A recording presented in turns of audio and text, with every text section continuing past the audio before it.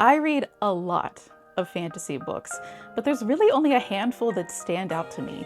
The ones that just wreck me emotionally, the ones that really inspire me and give me hope, the ones that make me fall in love with fictional characters. And I'm going to talk about some of those books today. This is my top 10 fantasy list of 2025. The standalones, the series, continuation of series that I read in the year 2025. And trust me, you're gonna want to put some of these on your TBR. Hi guys, it's Amy and welcome to the channel, or welcome back. I hope that you're doing well. Let me know how you're doing in the comments below. And of course, today we're doing my top 10 fantasies of 2025. But as we're getting into this, of course, let me know how you are, but let me know what your favorite fantasy reads of this year were. I am so excited to talk about this list. This is probably one of my favorite videos to do because fantasy is my comfort zone. If you are new to this channel, now you know, but of course if you've been around, you know that this is definitely my kind of top genre that I like to talk about.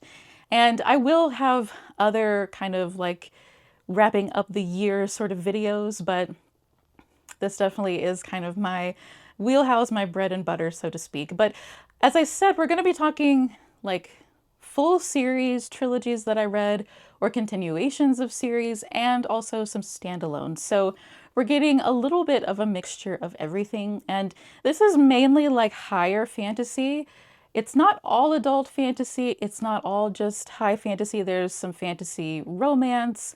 There's some YA fantasy, but I think it all kind of can be said that it does have more like complex magic and are more detailed as far as fantasies go. So just keep that in mind. If that is not what you're looking for, then this may not be the video for you. But if it is, then you're my kind of people.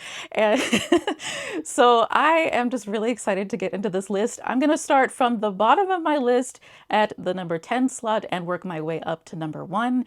And you may be surprised at what I put at number 1. So let's get into this list. At number 10, we have the Bloodsworn Saga by John Gwynne.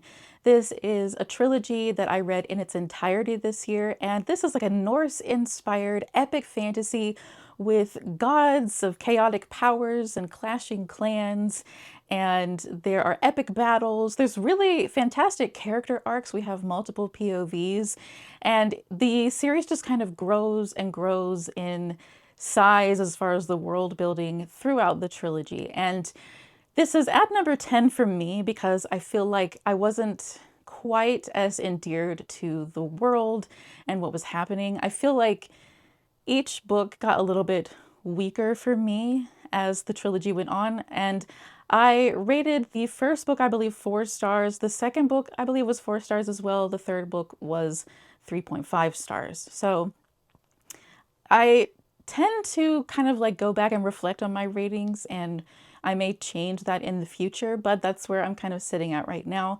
And these are really solid books. This is a solid trilogy, but I feel like there definitely is an emphasis on like battles and just grit.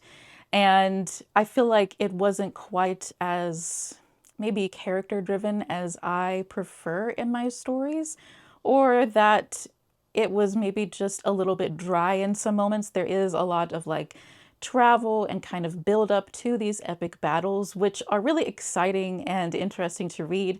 But I really am about like individual characters. So that is just like a personal preference for me. That's not saying that the books are bad or good, but for me, it just wasn't the experience that I necessarily look for when it comes to a fantasy trilogy. However, it is still on this top 10 list because I do really enjoy a lot of aspects about this. It has some really fantastic characters that I did feel endeared to, but I kind of wish I had been able to go maybe a little bit deeper with them. And of course, we have Orca, who is just like this fierce, like mama bear kind of character. We have Varg and his crew, and we have Elvar. So we have some really like strong personalities and everything, but I feel like Orca was probably my favorite character. But you're following their journey and how everyone is kind of going towards their destiny as the world becomes more chaotic with these gods kind of coming back into the story. And it really is this kind of epic, mythological feeling kind of fantasy. So as far as like getting into mythology, Norse mythology, that's not something that like fully interests me, but I still found it really entertaining and just a fun experience to read this. And it does have like emotional moments. We have some intertwining storylines, and there definitely is like satisfying justice in this. If that is what you want, seeing characters get justice, this is definitely the series for you. I think that it was strong writing to a point. As I said, there were just some elements that I personally look for in a series, and I feel like it just didn't quite hit the mark for me, but that is, again, just my personal preference. But I do want to read more of John Gwynne's work. I have heard good things about his other series, and I think those might be a little bit more in my vein as far as what I look for in an epic fantasy. But this is a really great series. I hope it doesn't sound like I'm dogging it too much. It is on my top 10 fantasy list, but I'm just telling you why it's at the bottom of my list. But overall, this is a really solid fantasy series, and I definitely recommend if you like the idea of like Norse gods and epic heroes and battles and justice. At number 9 on my list is Crueler Mercies by Marin Chase. This is a dark fantasy standalone that definitely is underrated. This is a very, very loose retelling of kind of a Rapunzel story, in that we have a princess who is isolated by her corrupt father, the king, and she's isolated for many of her formative years up into adulthood until she is rescued.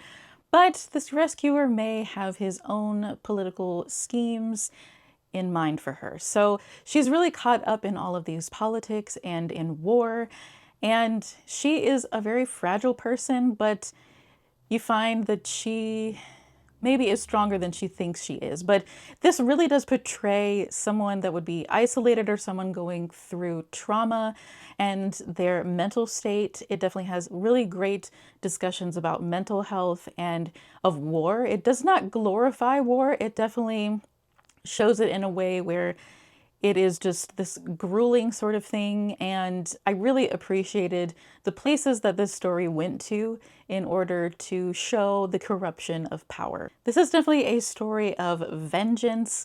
This is a story, again, of corruption, and we definitely have some morally complicated characters and relationships. There is a bit of a sapphic romance in here as well. It's definitely more of a subplot, but this story is just so gripping. It is addictive, even though it is kind of dark. It definitely has this dark tone to it, especially with some of the themes that we're covering as you're going through the experiences with these characters, especially our main character. But I really love just the tension in this story, the morally gray aspects of our characters. I really love just how emotionally compelling it was.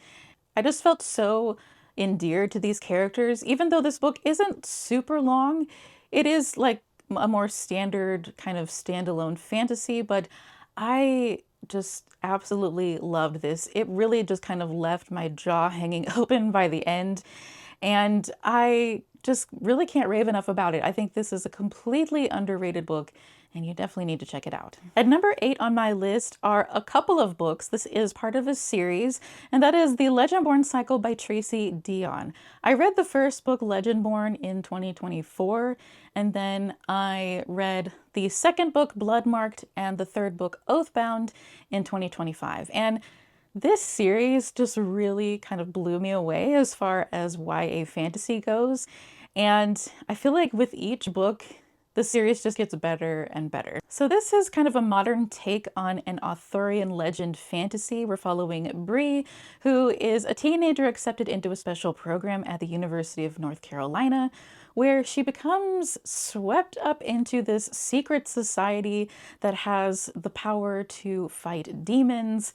And it does have this kind of hierarchy of knights, and it definitely has an Arthurian legend-based kind of magic system that is so cool. It is just epic feeling. It is a bit complex for a YA like magic system, but I think that just adds richness to the story. But this fantasy series really does a great job of talking about racism and systemic oppression, especially within the education system, but also within this like society and politics.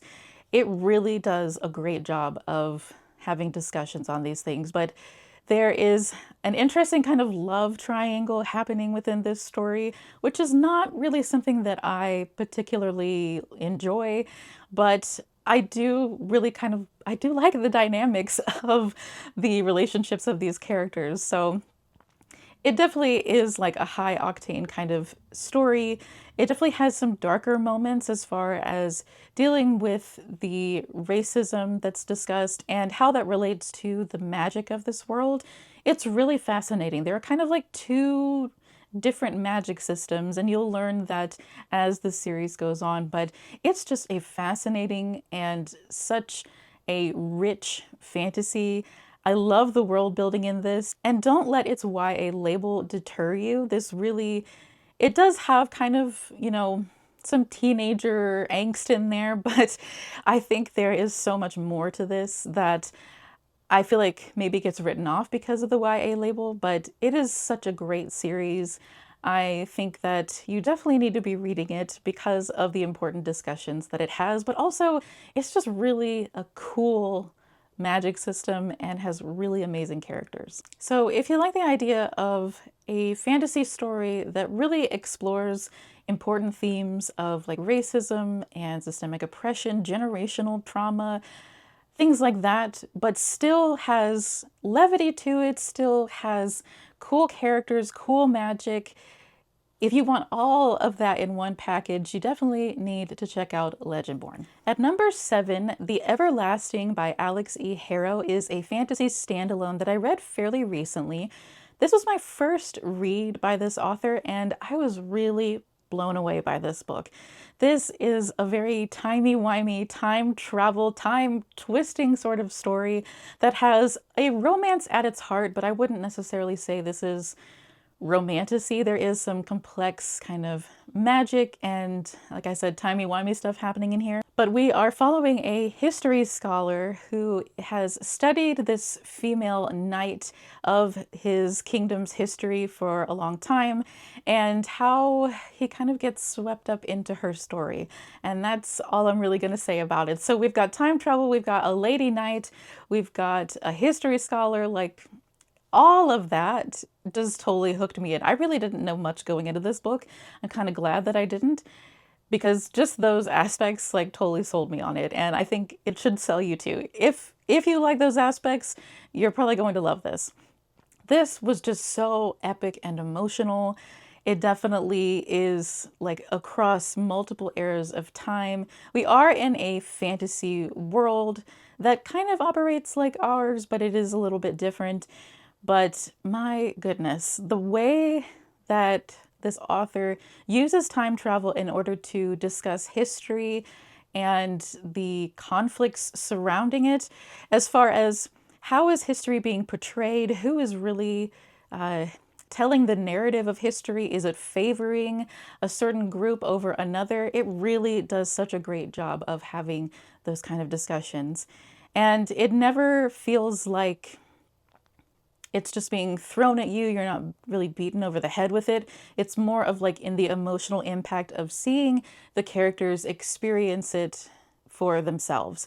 And it really just endears you to these characters, to where I wish that maybe this was like a series where I could spend more time in this world and with these characters, even though it was so like emotionally devastating at times. You're gonna see like a recurring theme. If you're new here, we like the emotionally devastating books.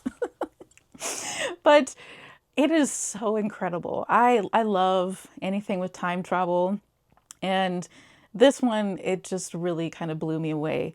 The magic of the time travel, the villain of this story and how they use magic is so fascinating. It just really blew me away. There were some drawbacks with this. This wasn't a perfect book for me. This was a 4.5. I was kind of taken aback by some surprise, like explicit scenes. I am not really one to read spice, and I can usually anticipate it even like listening to an audiobook, but I wasn't really able to with this one, to the point where it was just kind of like shocking and jarring. That usually doesn't happen for me, so I just found that really surprising and kind of a drawback. There were also some very minor melodramatic moments, but I do feel like because of the emotional intensity of the story, it's founded, but there were times when it was a little bit much. I still really, really enjoyed this book and definitely recommend it.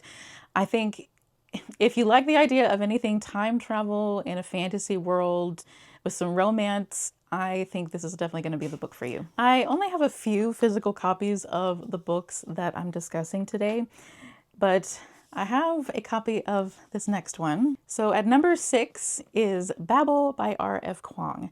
This is an incredible, incredible book. And I'm probably going to say that about all of these books, but in the hierarchy of this list, we're like almost midway. I think this being midway should tell you how good the books on this list are.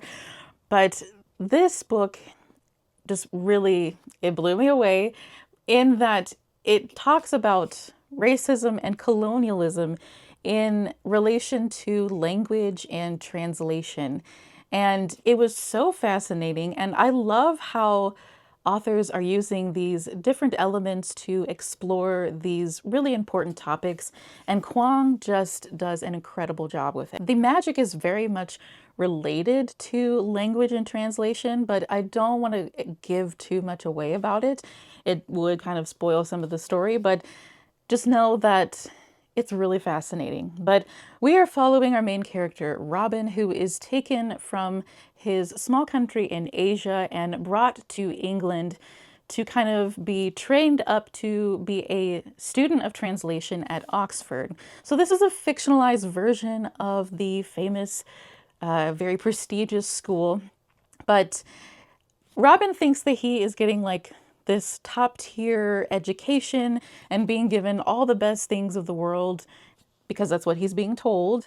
But the more he experiences life in England and in the education system and just within this culture, he realizes it's not as like bright and shiny of a world as he's being promised.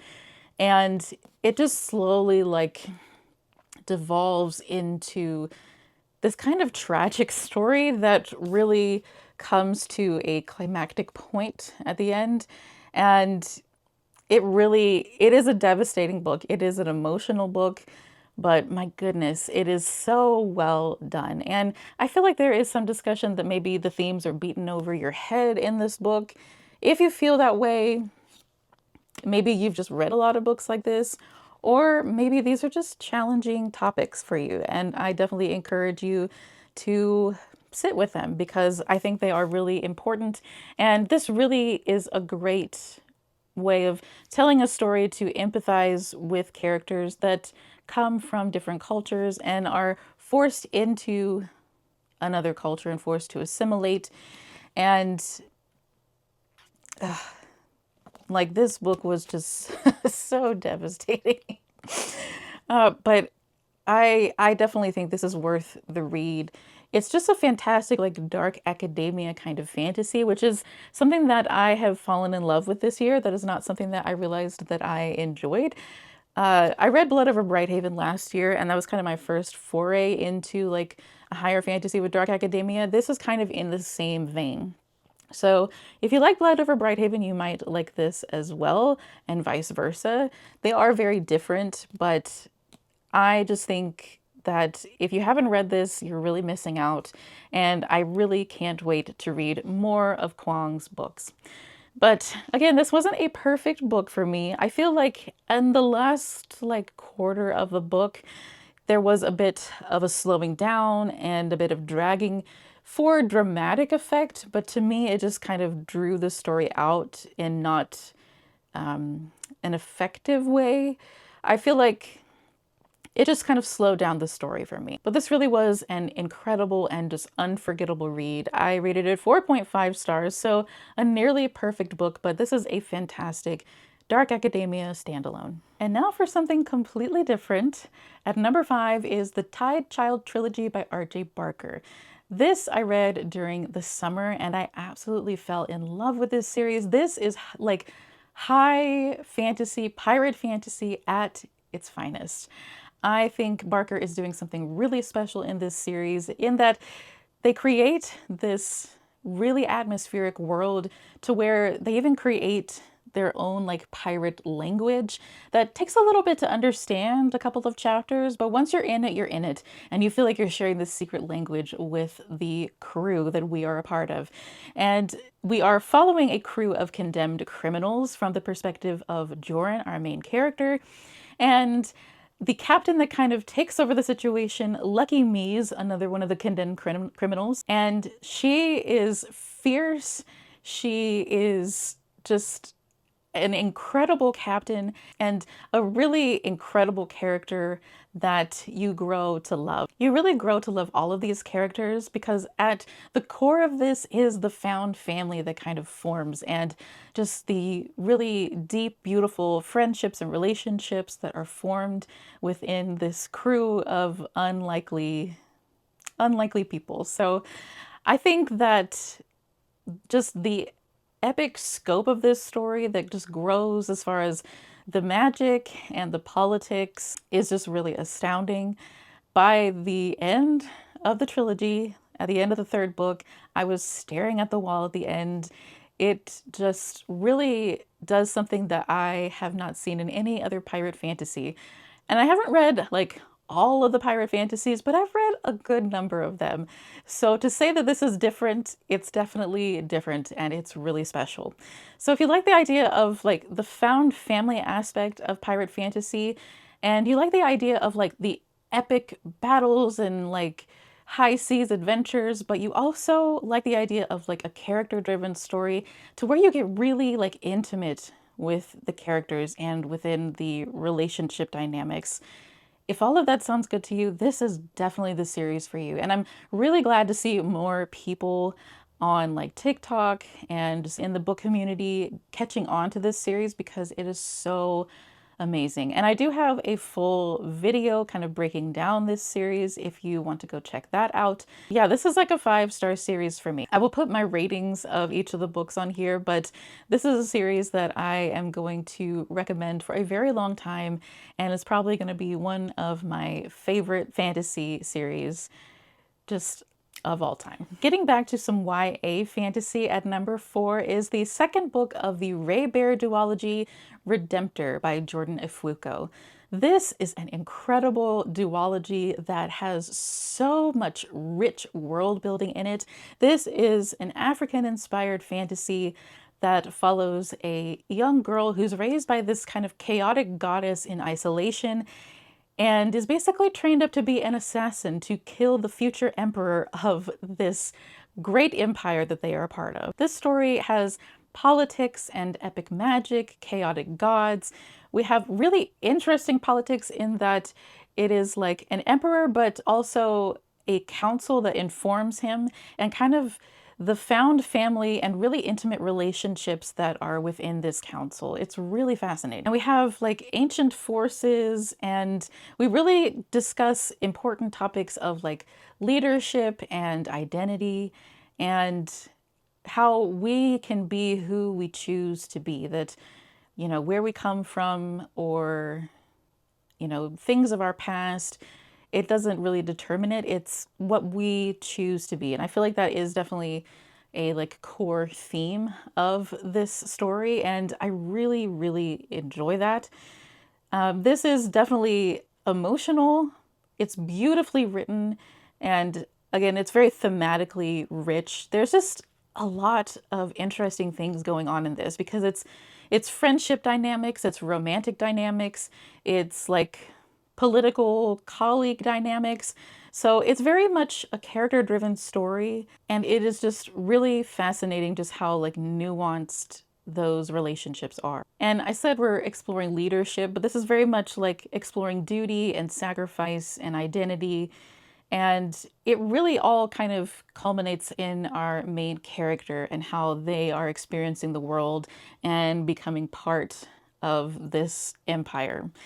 And the world building of this, based on like African mythology and folklore, is so fascinating. It is so beautifully written.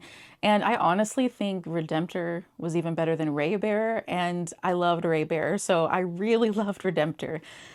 It just, I don't want to give anything away, but there is an aspect of this book that was written in such a way where it just feels so otherworldly. It just goes to this like grand, epic kind of scope. And it was just so beautifully written. The writing in this duology is so underrated. It is absolutely beautiful. And I feel like Ofuko is doing something that more people need to read.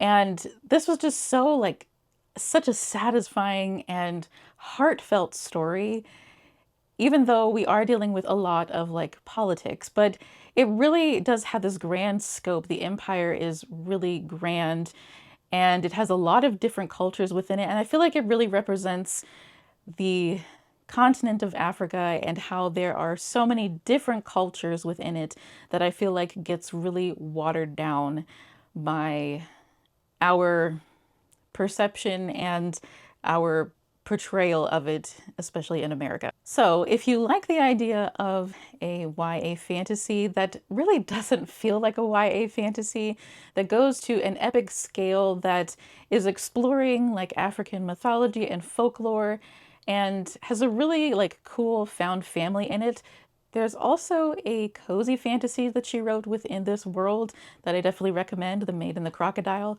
but I definitely recommend the Raybearer duology. At number 3 is A Drop of Corruption by Robert Jackson Bennett.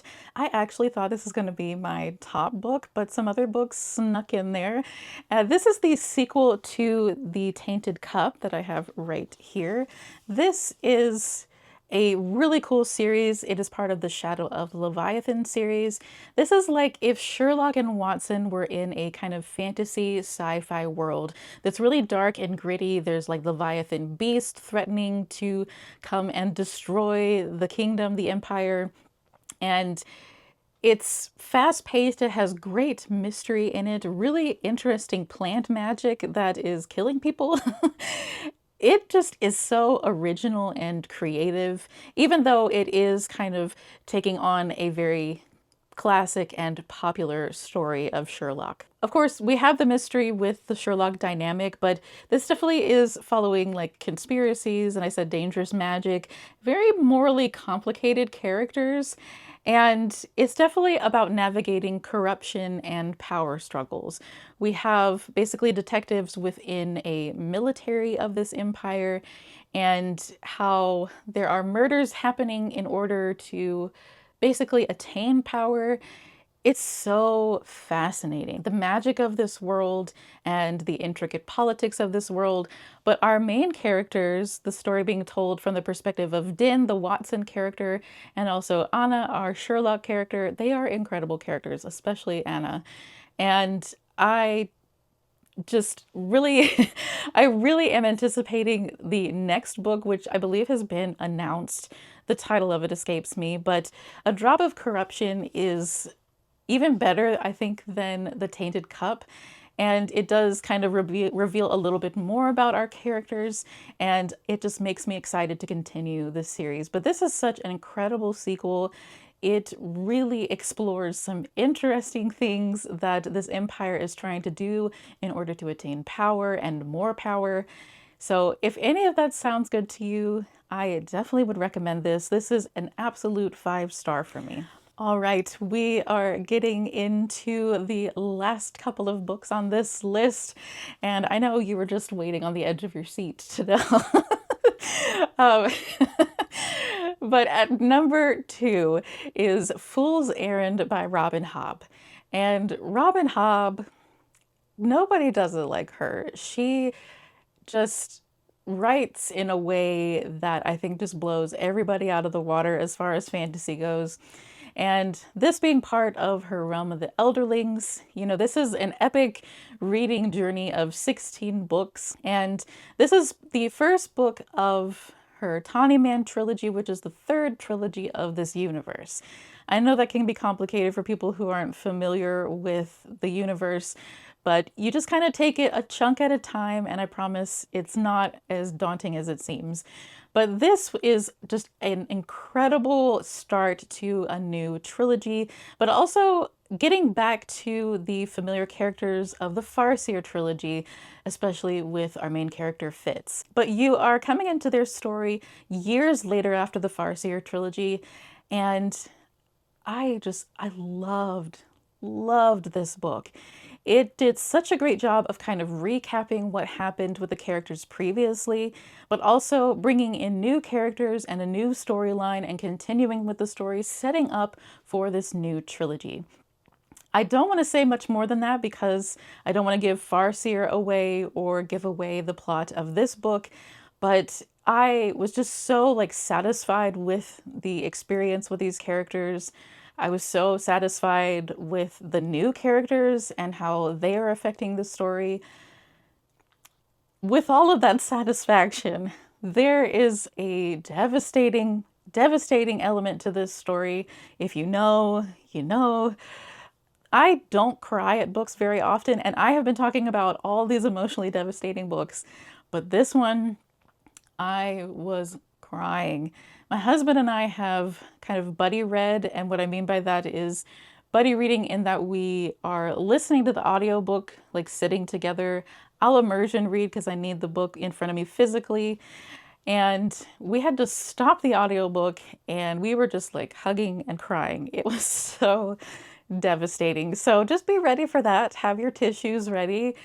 You can't avoid it. It's there, but it is so worth reading and getting into this new part of the realm of the Elderlings. I think what really just endears me to Hobbs' books and makes me such a Hobbs stan is that the character work that she does is so incredible, and there's no exception with Fool's Errand, but also just how she balances everything, where even though we have these emotional moments, we also have humorous moments, and we have, these tense moments of struggle and fights, and I don't want to say battles, but of like skirmishes or whatever you want to call it.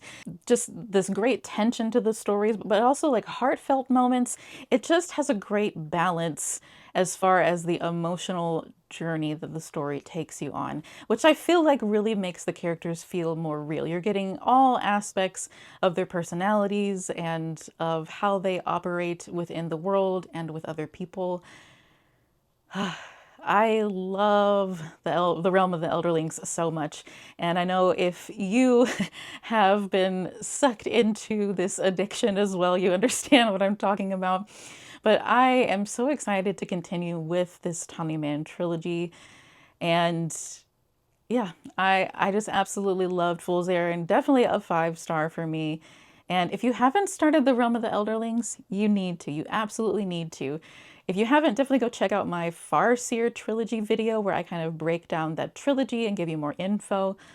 But if you are continuing on your journey, you definitely need to get to Tawny Man with Fool's Errand. All right, drum roll, please. At the #1 spot is another Hob, actually 2 Hobbs. That is the second and third book of the Liveship Trader trilogy. This is my #1 spot. I fell in love with this series. And this may be surprising to you. It actually is surprising to me because at first I really didn't like any of these characters. I have the first book, Ship of Magic, but in 2025 I read Mad Ship and Ship of Destiny. And this was definitely a long, slow journey with these books, but I really enjoy kind of taking my time with this series. This is such an epic, like, character work of a fantasy trilogy.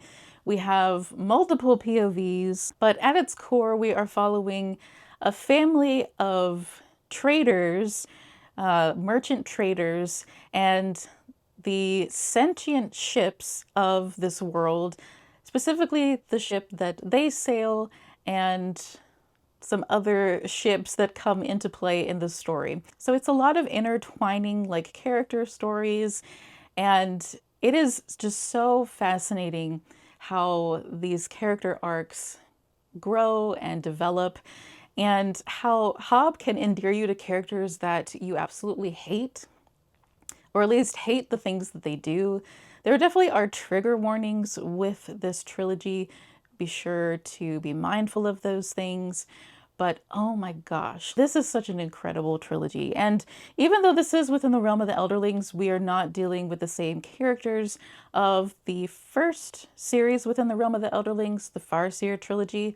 But this does expand on the world building and the magic of this universe. So be mindful of that. Do not skip the Liveship traders. So this is a very just sweeping sort of nautical fantasy.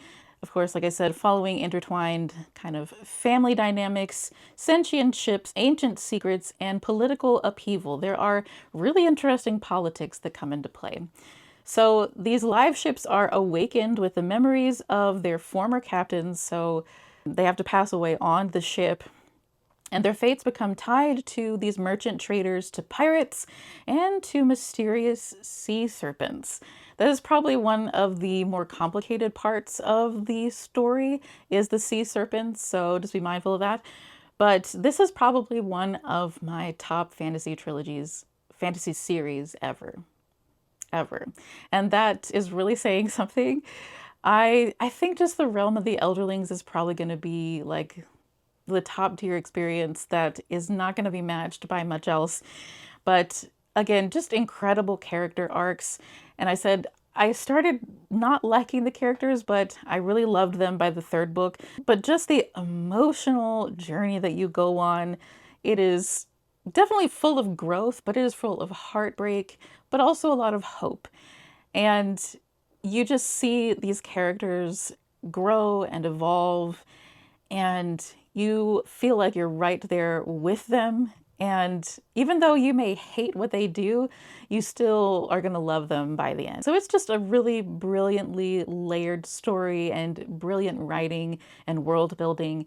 And Ship of Destiny definitely was a satisfying conclusion. It was an emotional conclusion. And yeah, I just cannot say enough about this series. It really surprised me how much I loved it. And even though it does have like this pirate element, it's like, oh, it's because you really like pirates. That is just a portion of the story. It really is about the character work in this trilogy. So if you are about the character-driven stuff, if you're willing to get into another fantasy trilogy with a little bit of a slow build, but once you're in it, you are in it. And if you like a really detailed kind of fantasy and you can handle the trigger warnings, I definitely would recommend getting into the realm of the Elderlings, and especially reading this second series in this universe, the Liveship Traders. All right, guys, that is my top 10 fantasies of 2025. I hope that you enjoyed this video as much as I did, getting to talk about the favorite reads of this year, at least my favorite fantasy reads. Thank you so much for watching. I appreciate you getting to the end of this video. If you got to the end, leave me a little sparkling magical fantasy emoji in the comments. But let me know what your favorite fantasies were of 2025. Let me know if you've read any of these and what you thought about them. And definitely let me know if I piqued your interest with these books and you're going to add them to your TBR. It always makes me happy to know that I gave somebody a recommendation.